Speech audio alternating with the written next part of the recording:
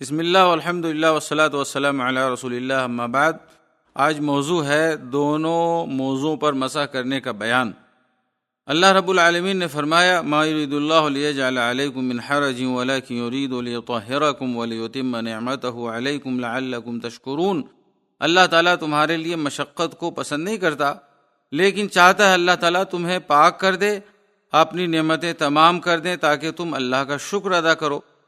دونوں موضوع پر مسح کرنا دین کی رحمتوں میں سے عظیم رحمت ہے۔ اللہ پاک نے ہمارے اوپر رحمت کیا ہے۔ انسان جب دونوں موزہ پہن لیتا ہے وضو کرنے کے بعد، تو پھر اسے پیر دھونے کے لیے دوبارہ جب وہ وضو کرتا ہے تو پیر دھونے کے لیے اسے مشقت ہوتی ہے، اور شریعت کا قاعدہ ہے المشقت تجلب التیسیر۔ مشقت سے کے بعد اللہ تعالیٰ آسانی عطا فرماتے ہیں۔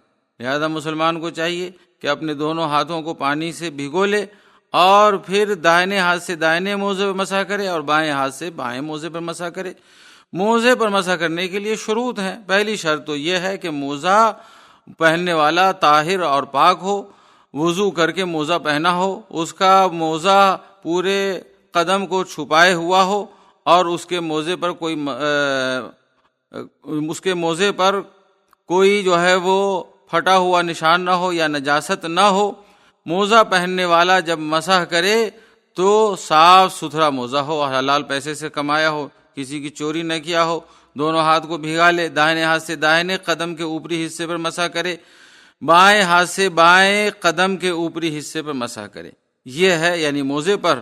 لہذا موزے پر مسح کرنے کی مدت جو شخص مقیم ہے یعنی مسافر نہیں ہے، شہر میں رہ رہا ہے، اس کے لیے 1 دن اور 1 رات ہے، اور اگر وہ مسافر ہے اس کے لیے 3 دن 3 رات ہے۔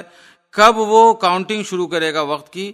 جب وہ شروع کرے گا کاؤنٹنگ جب وہ مسح کرے گا وضو کرنے کے بعد۔ تو اس طرح موزے پر مسح کرنے والے کا مسح انشاءاللہ ہو جائے گا۔